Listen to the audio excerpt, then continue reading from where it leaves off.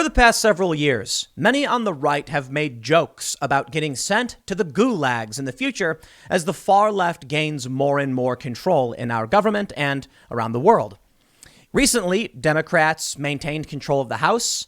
They narrowly won the Senate only because they've won the presidency. And the jokes about getting sent to the gulag have begun ramping up. Now, this big story isn't about the U.S., it's about Germany. But, every joke has its truth. The New York Post reports that German quarantine breakers will be held in refugee camps and detention centers. Gee, where have I seen this one before? I think it's a really, really bad idea. And it just shows the nightmarish reality of what we're going through. It wasn't that long ago the World Health Organization scientist came out, one of their top scientists, saying lockdowns should be only a last resort. And there are some studies saying that lockdowns' effectiveness are questionable. Considering the damage to our economies, the amount of money that's being printed and borrowed, the devastation, the anger, the rioting, the suicide, perhaps we need to reconsider this. Well, that's actually going to be happening. In Switzerland, apparently, there's going to be a large convening of the minds of European authorities over whether or not the lockdowns are truly worth pursuing. We're already seeing riots in many parts of the world. We've seen riots all across Europe. We just saw over 600 people arrested in Tunisia over this. In the Netherlands, I believe they arrested around 100, and Austria is announcing they're extending their lockdowns. What you have to understand is that the cure can be worse than the disease, something Trump kept saying over and over again. Now, even though we have the vaccine being rolled out, they're saying you could still get it. You could still spread it, but the vaccine prevents the symptoms, which means those without it may actually still be getting it. And the pandemic is, I guess, expected to go on forever. Strangely, though, and coincidentally, just around the time of Joe Biden being certified by the joint session of Congress on January 6th, several Democratic politicians have come out saying we need to reopen our businesses. Interesting. Okay, well, the big story is what's going on in Germany. And what I find fascinating about this story is that we recently saw a movie come out called Songbird. Songbird, which many of you may have heard of, is about COVID-23. It is a dystopian, nightmarish thriller where there's a fourth generation mutated strain, I suppose, called COVID-23. And people who get sick get sent to Q zones. The bad guys in the film are the government. Corrupt government officials detaining people and sending them to camps. And now it's actually going to happen, at least in Germany. Well, I certainly hope that the Democrats in the U.S. are serious when they say they want to start reopening things. And I hope we get back to what normal is. But I got to say, I don't think so. I really don't see the people who have seized power just giving that power up.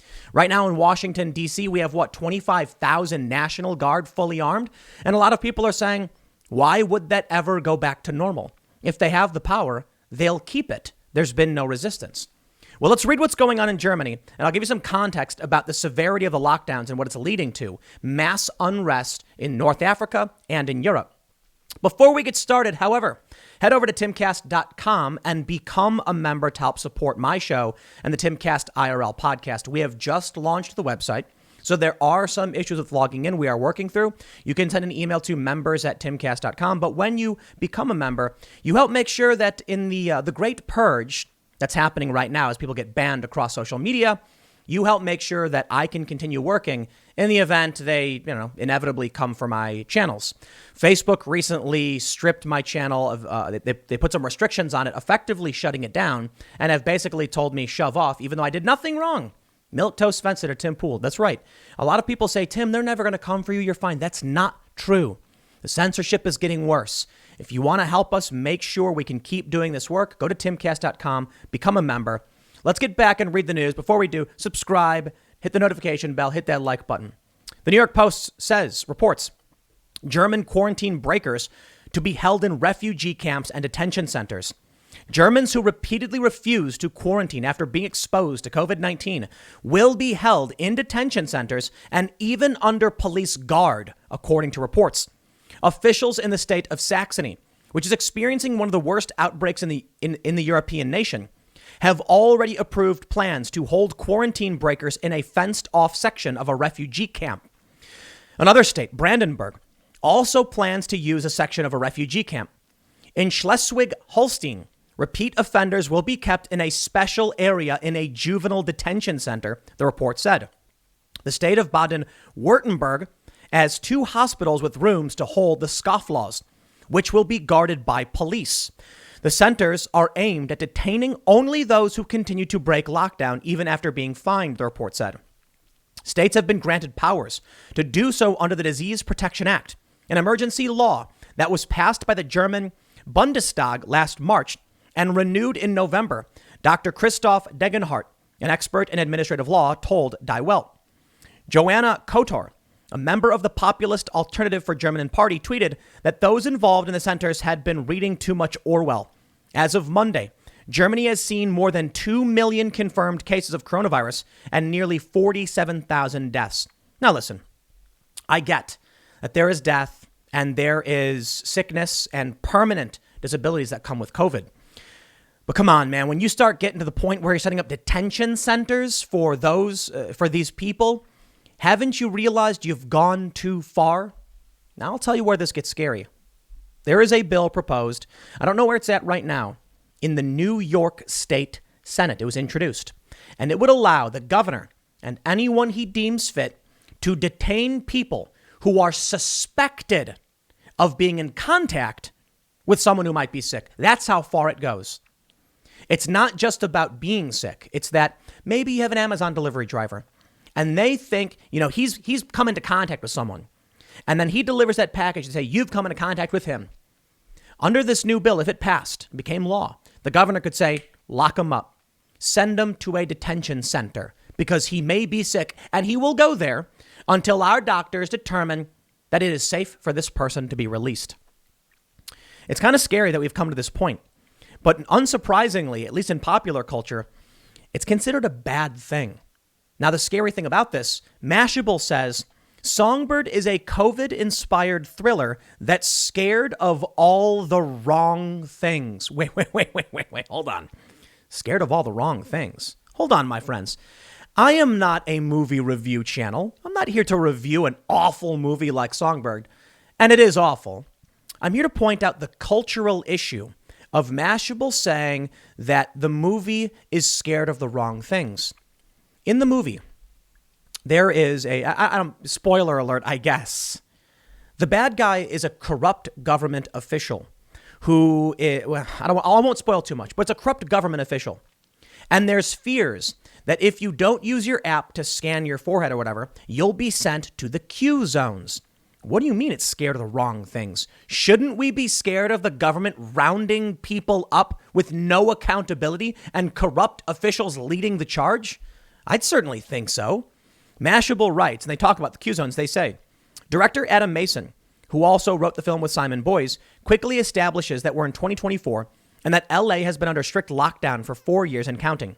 Each resident is subject to daily health checks via mobile phone, after which the healthy are left to remain indoors for another day, and the infected are whisked off to Q zones, overcrowded slums, for which no one ever seems to return.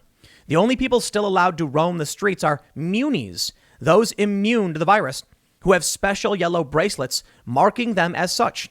So the munis take on tasks like transporting packages and enforcing quarantine laws. And then they go on to mention the main character and all this stuff. Yeah, I'm not going to get into the movie.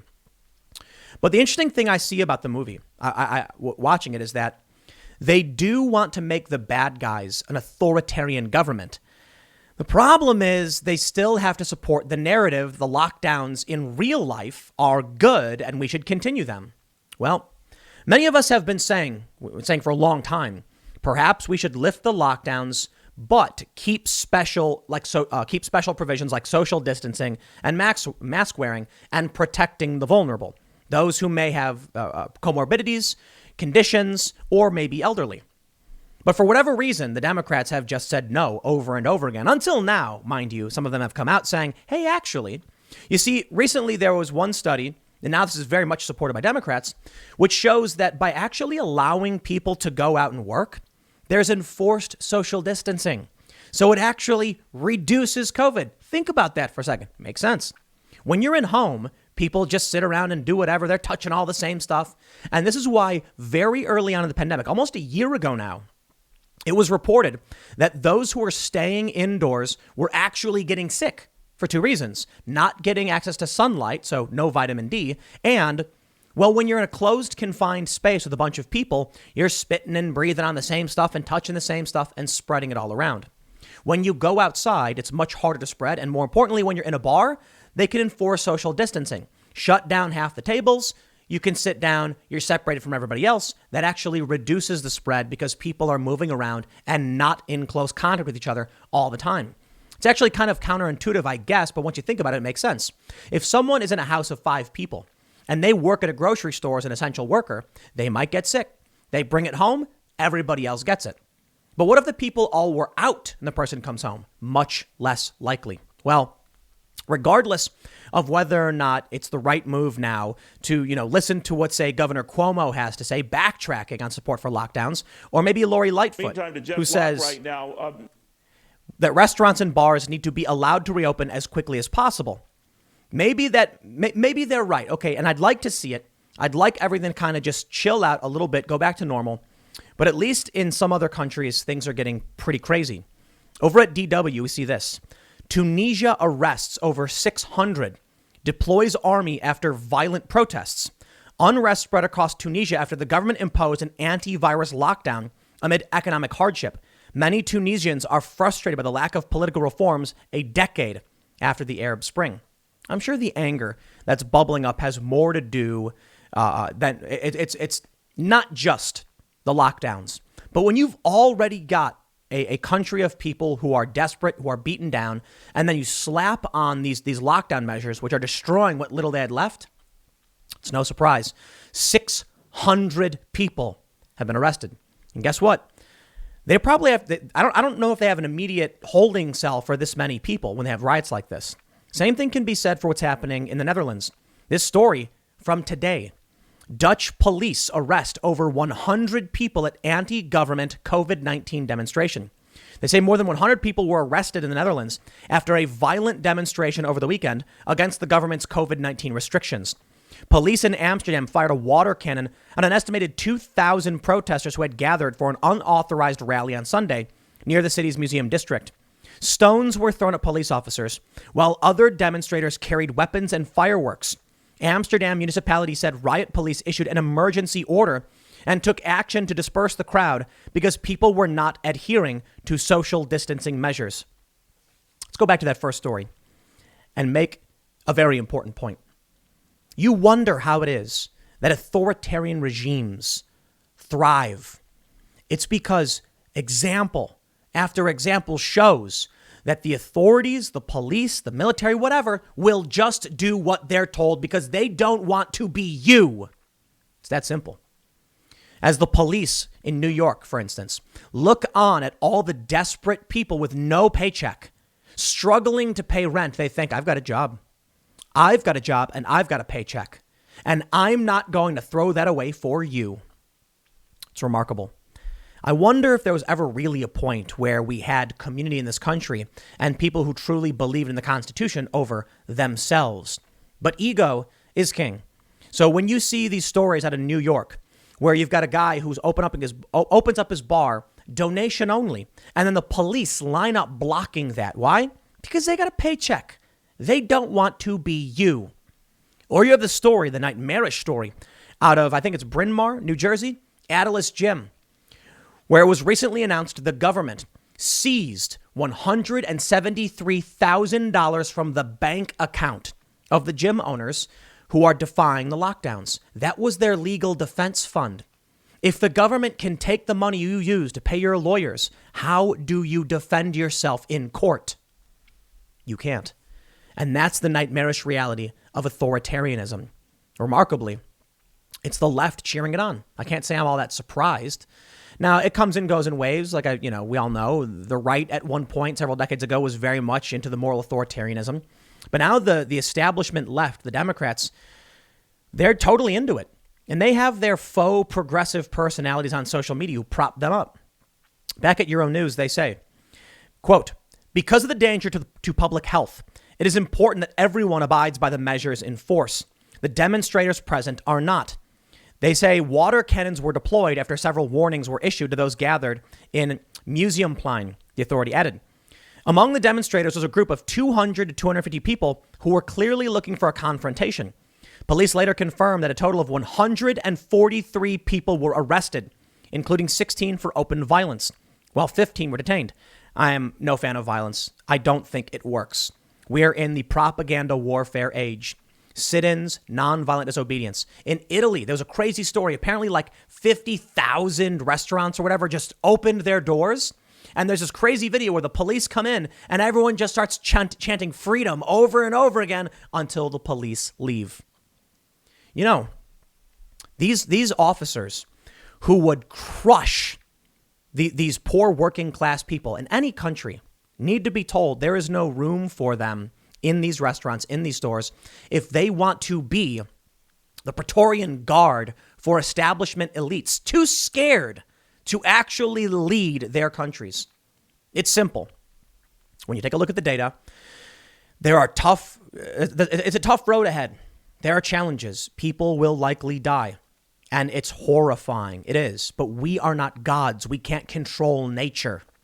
So at a certain point, you have to do your best to protect the people. Be a statesman. Solve the problem. Don't create it. What do we get instead? Well, in the U.S. at least, you get feckless leaders like Cuomo or Governor Murphy of New Jersey who don't want to take responsibility. They don't want to be blamed. So they just say, lock it down. Can't blame me then. Can't blame me for those who get sick because I just did everything possible, even though it destroyed everything. And then as soon as Joe Biden gets certified by the joint session of Congress, well, now he's like, we need to reopen. Great. Over at Euronews, they continue. The vast majority of other suspects were arrested for failing to comply after an emergency ordinance came into force on Museumplein. 2 officers and a police horse were injured during the protests, while the authorities have not ruled out further arrests. Listen, I understand the anger. I understand the frustration, and I can express it myself. I understand the anger for every protest, for Occupy Wall Street. I get it. The bankers, the elites, the 1%. I understand the anger at the war machine, the anti-war protests, and Black Lives Matter. I understand why the protesters are mad, what they're protesting for. In this instance, why would you injure the horse? It's probably not on purpose, but I've seen videos where leftist protesters have hit horses. Dude, come on. We're all angry. We're all mad. We're all suffering. Maybe there's no easy solution to this stuff, but I can tell you this. While we may not all agree on on the solution, I think we can agree that our government is doing a very, very poor job of managing all this because they're more interested in the politics than the reality. I don't like hearing stories of anybody getting arrested or hurt or anything like that. When you engage in nonviolent civil disobedience, you typically will get arrested. You get a slap on the wrist. And I believe that is the appropriate way to challenge this, like the people in Italy. Austria announced they're actually extending their COVID lockdown, sees hard months ahead. Austria on Sunday extended its 3rd COVID-19 lockdown into February, hoping to drive down infection rates despite an influx of variants that spread the coronavirus more easily. I just don't see this as being the effective way to solve the problem. And they're going after regular people who are having gatherings. Now, look, I can't speak for Europe. Europe's got its problems. We're seeing riots in Europe. We've seen them in the past. We're seeing riots in Tunisia, but I can't speak to the U.S. And we have a First Amendment right to peaceably assemble. It doesn't say anything about pandemics in the Constitution. So it is absolutely a violation of our rights to shut down anyone's right to peaceably assemble for any reason. You want to make an argument about shutting down, say, Atilis Gym. Their response was equal treatment under the law, the 14th Amendment. Basically, allowing the general store next to the gym to be open, but them to be closed made no sense. They challenged it. Perhaps there's a legal argument there. But if people want to peaceably gather in a parking lot or at a party, they're allowed to. It's the Constitution. From Eater, Los Angeles, LA officials considering all options for further lockdowns as COVID-19 rages on. Plus, Lunar New Year foods, delivery robots in Santa Monica, and buy one, get one vegan egg sandwiches. I love that subheader. Thanks for the information, Eater. We're very interested in our vegan eggs. But the bigger news here is that LA wants to lock down more. They want to extend this. It's really weird, isn't it? Seeing New York and Chicago go the other direction. Don't ask me why. Lockdown partygoers tell police they're unaware of COVID as they don't watch the news. Hampshire, places in the UK, mind you, attended the residence in Basingstoke on Saturday night and put a stop to the house party inside. I get it. They don't got a First Amendment right to gather there. But I bring this story up because when we hear about what's going on with the German detainment camps, I guess we'll just call them German detainment camps. That's going to get me flagged on YouTube, by the way. When you see stories like this, what if there are people who don't know what's going on because they're ignorant? They don't pay attention. They have no idea what's happening outside their homes. Do they get sent to the Q zones as well? Probably. We've seen stories like this, really, really creepy ones. Look at this. Police arrest 2 people and fine 6 for violating Quebec's COVID-19 lockdown orders at a 7-person house party. This video went viral a while ago because you see the police actually come in, start arresting people. There's one really crazy video out of Scotland where the police go to the wrong house and arrest a woman, even though she's in lockdown with her family. My friends, if you have not learned from history, then I'm sorry. But we are here and at this point, okay? The police are going door to door. They're arresting people for arbitrary nonsense. They're setting up detainment camps. New York has a bill. It's introduced in the Senate that would allow the governor to detain whoever he wanted, suspected of being in contact with someone with a contagious disease, any communicable disease. There was always going to be an excuse for the authoritarianism. It was never just going to appear overnight for no reason. They're telling you about all these strains and all these things, and I will tell you, there are real emergencies. It happens. Navigating them is difficult. But at a certain point, we should say, surgical response, targeting the affected areas, and keeping our economies functioning. Maybe the real goal in the end is just the destruction of the economy in the first place. I mean, the ultra elites get to go out and do whatever they want. You get people like Gavin Newsom of California being caught in a restaurant. What? No detainment camp for people like him, though. I'm sure the elites in Germany will get away with it as well. One of the concerns people have, and I would say this is more of a conspiracy theory, but it still is happening, is that, look, this planet, we are depleting resources. There are very serious concerns over ocean acidification and the garbage gyres in the ocean, as well as oceanic dead zones and the collapse of fisheries. There are concerns that we're consuming too much too fast and we need some kind of balance. Well, what's happening now is that the ultra elites are defying the lockdowns, doing whatever they want, flying in private planes, not wearing masks, all that stuff. But it's the regular people who are told, well, they're the ones who have to suffer and sacrifice. And isn't it always that way, especially when it comes to global warming? Look, I used to fundraise for environmental nonprofits to help solve these problems, to build awareness about climate change. But I never could get a good answer when they would say, I talk to people on the street and they'd say, I'd love to help, but why do I have to sacrifice what little I have when you've got people like Al Gore with his big old mansions? When they're consuming 10 times what I am, they want me to give up what I got, and I got so little. Yet they would do 10 times worse. And you know what? They're right. These Democrats don't lead by example. They lead with an iron fist. They'll shut you down. They'll arrest you. They'll fine you. They will steal $173,000 out of your legal defense fund. Meanwhile, they'll go out and do whatever they want. Gavin Newsom will go out. Lori Lightfoot will get her haircut. Nancy Pelosi get a haircut. Gretchen Whitmer get a haircut. Over and over again. They don't care. Rules for thee, but not for me. That's how it goes, right? You see, the ultra wealthy probably recognize we do have problems. We've got a pandemic. It's scary.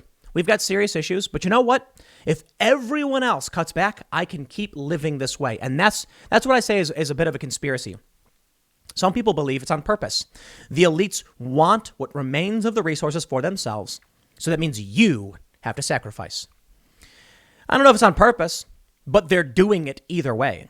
And I think for the most part, Occam's razor suggests it's probably not like a plan, but they love it nonetheless. It's quite simple, actually.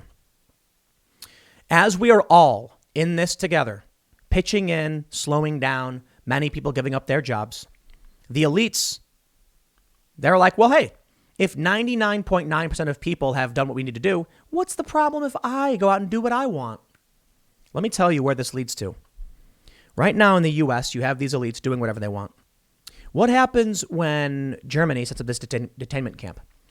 Which they already did, I guess. What happens when New York, if they pass this bill, and then Cuomo gets to detain whoever he wants? They'll still justify it. Well, I'm just one person. I need to go on TV. I need to go out and eat with my friends. It's important government work. You, on the other hand, well, we have a special gulag for people like you. I've seen it over and over again. Everybody thinks they're more important. I have seen activists on the left claim that it's okay that they use Foxconn Labs produced phones and laptops, even though the people at the Foxconn laboratories are suicidal and walking off the building en masse. They say, but I'm more effective this way and I can do good. Everyone thinks they're the good guy. It's always that way. That's why you don't allow the government or corporations to monopolize power. And that's why at the first sign of a detainment camp being set up, you say, stop, you're done, you're cut off, you've gone too far. I'd like to see any justification from anybody on the left for what they're doing in Germany right now or anywhere else they're doing it. It's insane. If somebody breaks quarantine, you bring them back to their house. How about that? No, it's all about power. It's all about power, and it's getting crazier by the minute. You know, we just have more and more stories and weird stories about the hysteria, the fear, and I get it. This one was kind of weird. Police arrest a man who hid for 3 months in Chicago's, I believe, O'Hare Airport because he was scared to fly over COVID. You've got too much in the media, you've got too much fear and too much power to the government. The latest news from the CDC is that they're going to be requiring, I believe as of January 26th, to enter the U.S., all air passengers must have proof of a negative COVID-19 test or recovery from COVID-19. They say if you plan to travel internationally, get tested before you travel by air into the United States, or be prepared to show proof of a recent positive viral test and a letter from your healthcare provider or official saying you were cleared for travel. They say when this goes into effect, the order will replace a previous order currently in effect and signed by the CDC director on December 25th, 2020. They say, does this requirement apply to all U.S. citizens? The order applies to all air passengers 2 years of age or older traveling into the U.S., including U.S. citizens and legal permanent residents. You know why this is alarming? Okay, listen, I get the point. I understand why they're doing this. But you realize that government officials won't care. Look, to all the Democrats, they're saying that, Republicans don't want to wear masks. Well, there you go. Hey, Democrats, good example. These politicians will just flaunt the rules, right? Right. My friends, we've gotten to the point where detainment camps are being set up or have been. We're to the point where in New York, they've proposed this. This is where we must say it's time to slow this down, stop for a second, have a conversation. Now, like I mentioned, there's apparently going to be a European convention talking about what they're going to do with lockdowns. And I got to be honest, with what we're hearing from Lori Lightfoot and Governor Cuomo, we may be now at the point where the Democrats say, okay, fine, now we'll lift the lockdowns. Why? Well, Biden's about to be president, right? Right. Now they're going to give him all the credit for all this stuff. And there you go. Isn't it obvious? I'll leave it there. Next segment's coming up tonight at 8 p.m. live over at youtube.com/TimCastIRL. Make sure you check it out. It's going to be a lot of fun, and we're going to be talking a lot more about this. One more time, go to timcast.com, become a member, help support the show, because conversations like this probably won't be long for the internet.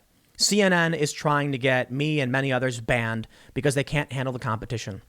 So it's coming soon. The purge is here, and it's only gotten worse. Please support the show if you like it. Otherwise, I will see you, I will see you tonight at 8 p.m. youtube.com/TimCastIRL. Thanks for hanging out, and I will see you then.